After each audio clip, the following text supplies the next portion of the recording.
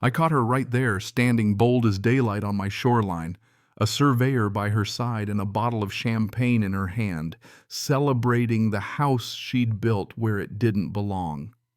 She didn't blink, didn't apologize, didn't even bother to ask my name. Just gave me this look and told me flat out that I was trespassing on her property. You can't make this stuff up. And this wasn't just a spat over a fence line. What she'd done was bigger. She'd built a whole 3-story lakefront mansion right on the land my family's held for generations and already had the private estate sign out front. Her HOA had redrawn maps, pushed neighbors into silence, filed the right paperwork, hoping no one would ever push back. But what she didn't know was, I hadn't just inherited a stretch of dirt. I'd inherited every deed, every easement, every mineral right, every survey map with signatures and notches going back decades. I knew exactly what happens when someone builds on land that's not theirs. I'm not loud. I don't threaten. I document. So the second that Cork popped my phone, started recording. One call later, everything she'd built was about to crumble brick by brick. People always say just comply, especially when the person talking is the one with the power. Well, this went all the way to court, and it cost her more than just some pride. I didn't get this land handed to me on a silver platter. It took months, filings, title searches, probate hearings, more phone calls than I can count, each ending with, "Just send one more document, please." When the county finally signed over all 1,800 acres, I wasn't feeling sentimental. I was exhausted, hunched over spreadsheets, triple-checking every parcel number to make sure not an inch was out of place. This isn't just open country. Parts are under conservation. The shoreline's protected by setback rules. Some areas you can farm, some you leave wild. Every boundary, every restriction, every access road is written down somewhere enforceable by law. That's why I treat land like a blueprint, not a family album. If you don't understand zoning surveys, easements, you're just borrowing headaches for later. I'm not the reactive type. First, I document. I read ordinances like they're bedtime stories. That's how I stayed calm through endless paperwork, even when delays piled up and everyone seemed in a hurry except the folks who mattered. Calm until things started going sideways. It started small. A couple of unfamiliar construction trucks parked by my private road. New bright survey flags where I knew there shouldn't be any. HOA signs freshly printed, stapled along the lake trail, using words that sounded official but weren't mine.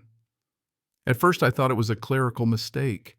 Counties misfile stuff, contractors wander. But confusion turned to dread when those signs stuck around and the trucks kept coming. The real alarm wasn't loud. It was this tightness in my chest, the feeling you get when you realize someone isn't guessing they're betting you won't fight back. And with lakefront land, it's not just about pretty views.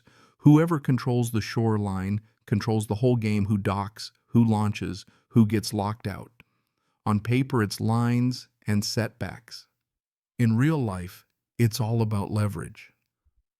My land, 800 acres hugging a lake, was more than property. It was a choke point. And they saw it. Developers, HOAs, they don't see trees, they see opportunity.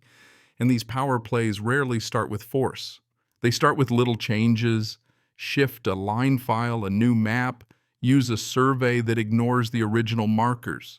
They're banking on the idea that nobody walks their property lines, that the courts are slow and neighbors won't make a fuss. And once concrete's poured, most people don't want to believe a mansion could be illegal.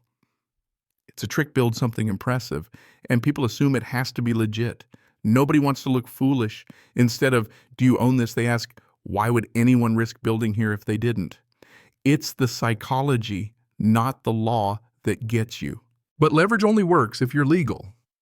Every dock, every wall, every slab needs to trace back to a real boundary.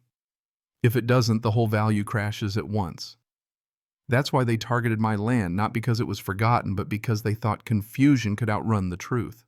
Karen, and yeah, that's as close to a real name as I need, didn't show up like a neighbor. She acted like an institution, posture, tone. Everything was staged. Authority for her was a performance rehearsed over years. The board, the standard, the community always hiding behind big words. Community standards were her favorite weapon, vague but sharp. Question her, and you were suddenly out of compliance. Threats were always disguised. You might want to consult counsel. The board is prepared to escalate. Intimidation in a suit. And she was obsessed with control, not just of land, but of the story. Signs lined up, notices, laminated language polished. She cared more about appearances than reality.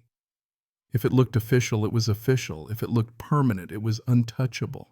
The intimidation went into overdrive, fines for interference letters packed with legalese, my name bolded on violation notices sent to neighbors.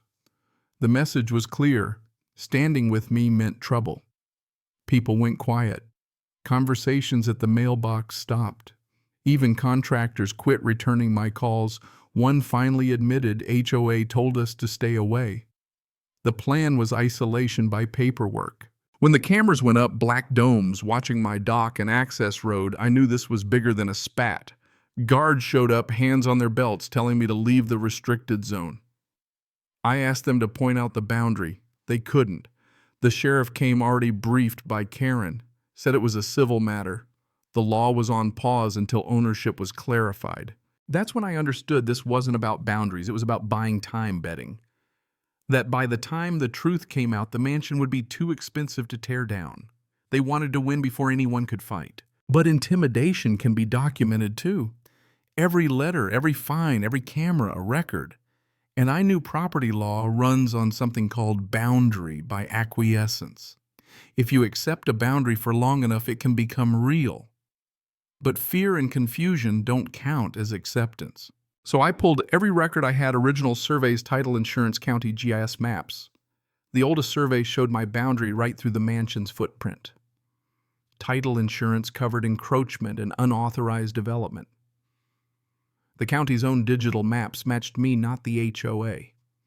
The HOA's land wasn't even insured for expansion. Any construction outside their boundaries voided their protection. I filed in court. No warning, no threats, just proof. That's when everything changed. Suddenly, every unanswered email got a reply.